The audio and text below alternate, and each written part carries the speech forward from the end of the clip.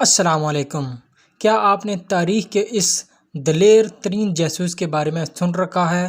سیدنا سعد ابن ابی وقاص رضی اللہ تعالیٰ عنہ نے 7 افراد لشکر فارس کے بارے میں معلومات اکٹھا کرنے کے لیے بھیجے اور انہیں حکم دیا کہ اگر ممکن ہو سکے تو اس لشکر کے ایک آدمی کو گرفتار کر کے لے آئیں۔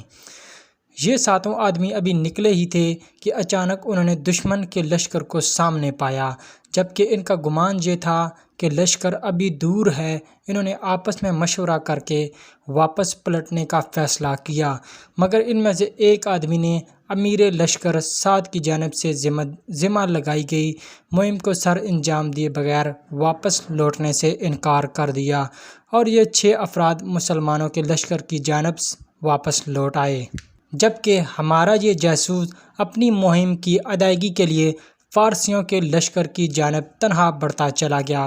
انہوں نے لشکر کے گرد ایک چکر لگایا اور اندر داخل ہونے کے لیے پانی کے نالوں کا انتخاب کیا، اور اس میں سے گزرتا ہوا فارسی لشکر کے ہاراول دستوں تک جا پہنچا، جو کہ 40,000 لڑاکوں پر مشتمل تھے۔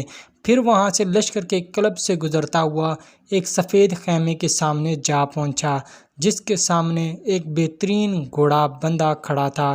اس نے جان لیا کہ یہ دشمن کے سپہ سالار رستم کا خیمہ ہے، چنانچہ یہ اپنی جگہ پر انتظار کرتے رہے یہاں تک کہ رات گہری ہو گئی۔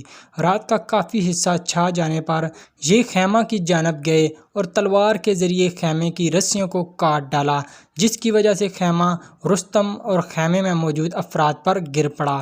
گھوڑے کی رسی کاٹی اور گھوڑے پر سوار ہو کر نکل پڑے۔ اس سے ان کا مقصد فارسیوں کی تضحیک اور ان کے دلوں میں رعب پیدا کرنا تھا۔ گھوڑا لے کر جب فرار ہوئے تو گھڑ سوار دستے نے ان کا پیچھا کیا۔ جب یہ دستہ قریب آتا تو یہ گھوڑے کو ایڑ لگا دیتے، اور جب دور ہو جاتا تو اپنی رفتار کم کر لیتے تاکہ وہ ان کے ساتھ ساتھ آ ملیں، کیونکہ وہ چاہتے تھے کہ ان میں سے ایک کو دھوکے سے کھینچ کر سعد رضی اللہ تعالیٰ عنہ کے پاس ان کے حکم کے مطابق لے جائے۔ چنانچہ 3 سواروں کے علاوہ کوئی بھی ان کا پیچھا نہ کر سکا۔ انہوں نے ان میں سے 2 کو قتل کیا اور تیسرے کو گرفتار کر لیا۔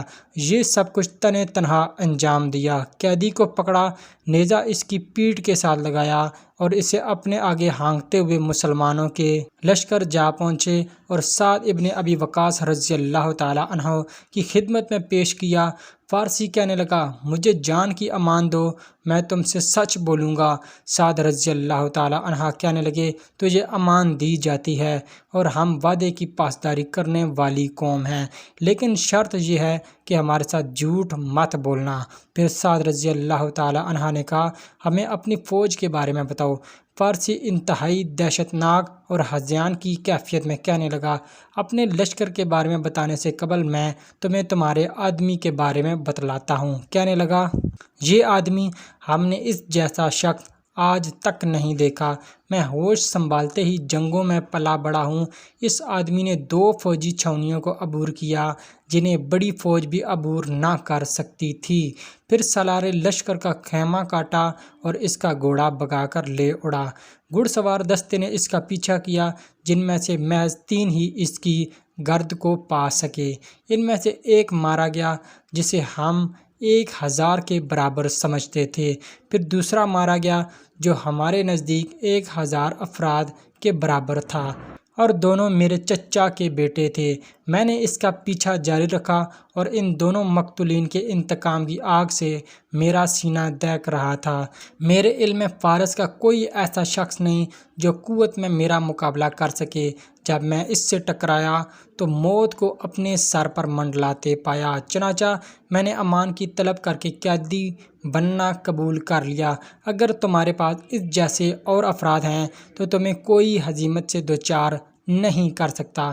پھر اس فارسی نے اسلام قبول کر لیا۔ کیا آپ جانتے ہیں کہ یہ عظیم جاسوس کون تھے جنہوں نے لشکر فارس کو دہشت زدہ کیا، ان کے سالار کو رسوا کیا اور ان کی صفوں میں نقب لگا کر واپس آ گئے؟ یہ طلحہ بن خویلد الاسدی رضی اللہ تعالیٰ عنہ تھے۔ سبحان اللہ۔ چینل کو سبسکرائب کر کے ویڈیو کو لائک کر دیجئے۔ ملتے ہیں نیکسٹ ویڈیو میں۔ اللہ حافظ۔